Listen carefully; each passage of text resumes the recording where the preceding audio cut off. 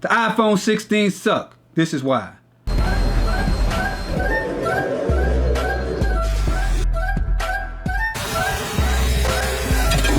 This is the Savage Scientist Ed right here, and I'm writing code in a police car. So let's get into why the iPhone 16 suck. It really don't suck. I like the dynamic island and I like the action button. Those are two things that Apple did on the usability side that's really great. And I like how when you're on the phone or when you're in an active call on the iPhone, it presents this box with the options to go to speaker, in phone call, or put the call on mute. There's something that's hit or miss on the Android universe because some manufacturers do it and some manufacturers don't. I'm going to leave it like that. If you want to see more about that, just check out my YouTube channel where I talk about ending the phone call with the side key, with the Bixby button, with the home button. There's a way that you could end the phone call by hitting a physical button on the phone. That is something I enjoy.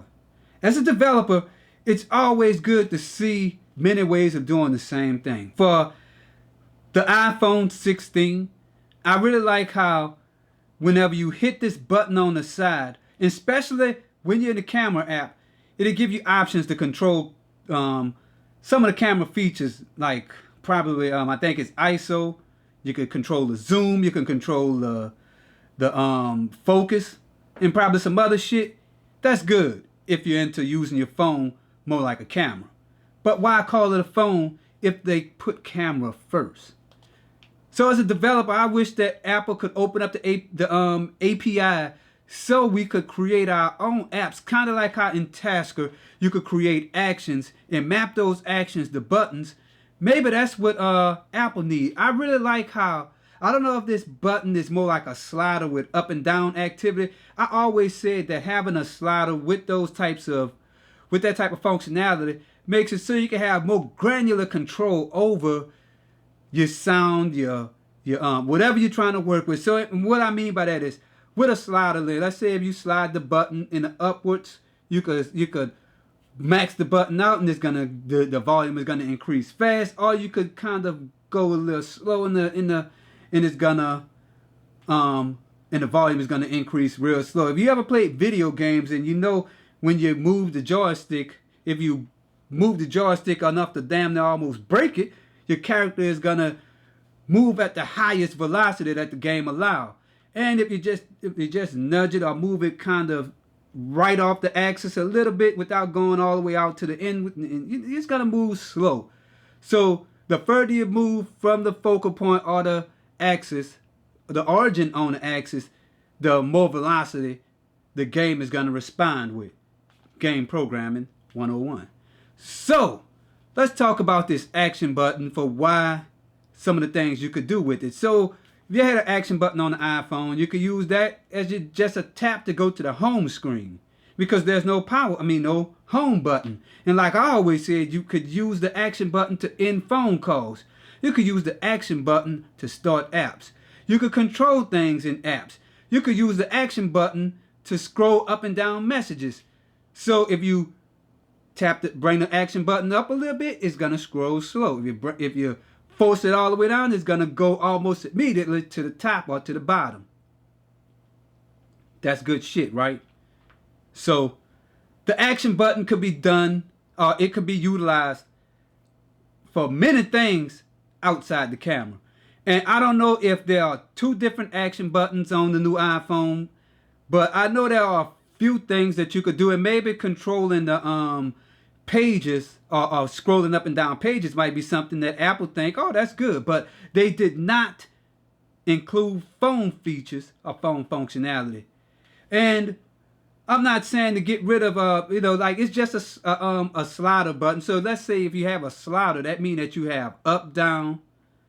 You could press the button in the middle, and it could also act as the power button. But I would say just have a totally separate button on the other side of the phone that you could program and do what you want. There's a lot of things you could do with this. So this is one thing that Apple really pissed me off with, because I think they're the ones who started this. Have you noticed if you go in your phone settings, there's an option called in phone call by tapping the damn power button. That's the same button that if let's say you're on the phone and you get a goddamn text or somebody say, hey, send me a picture of that lottery ticket. Soon whenever you activate the screen, turn it on, now you just ended your phone call. I don't understand that. I would say at least triple tap or double tap the power button if you're on the phone call and end calls. Don't just make it so if you tap the damn home button the power button one time that it ends the phone call. There's a lot of things they could do natively with this power button that could bring a lot of functionality back to the user. But I'm going to leave that alone.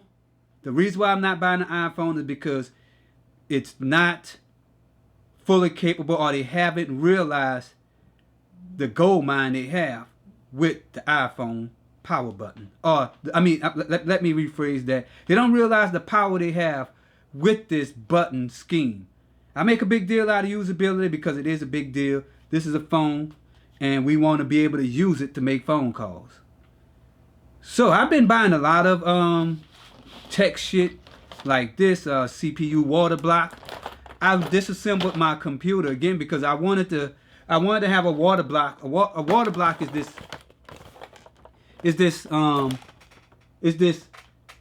gear that or this piece of metal that essentially cools down the CPU and by using this liquid solution that goes through the radiator and cool down to continuously cool the processor. So in most cases this thing shows 50 degrees. If you're running at 50 degrees and you have a lot of demanding apps or programs running on your computer, then you should be okay. But if your computer is starting to run more like 70, 80, 90 degrees, then you're having heating problems and it's probably going to burn up and it's not going to run as efficiently because the silicon on the chip starts to expand, and that data or those electrical pulses that the CPU is relying on, and the clock and the ALU, all that other good shit inside the processor, is not able to determine those sequences correctly. Damn, am I getting too technical with this shit? I mean, basically, as the silicon heats up, it expands, and that makes it so you're getting unreliable results in your programs. So that is why keeping it cool is a big deal. And buying stuff like this makes that job a lot easier. This is the Corsair XC7, and I uninstalled my Eurocool. I forgot the name of that thing, but I have a video coming soon on my custom PC build that's sitting right here.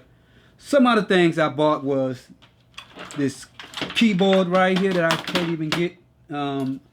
Here's a piece of the keyboard. That's coming soon too on this channel. And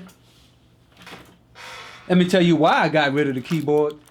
This is my MX Keys mechanical keyboard, and Logitech makes nothing but shit because, as you can see, key fell off here, and this one is on the brink of falling off.